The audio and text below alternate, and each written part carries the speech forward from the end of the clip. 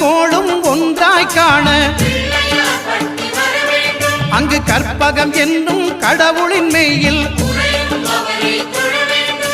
சூரியன் முதலாய் 9 கிரகமும் பலவித குணங்களை கொண்டிருக்கும் எங்கள் கற்பக தருவில் அவை வரும்போது ஒன்றாய் சேர்ந்து பலனளிக்கும்.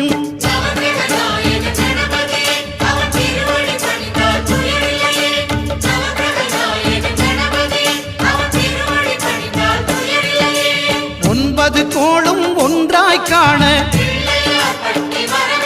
அங்கு கற்பகம் என்னும் கடவுளின் மெய்யில்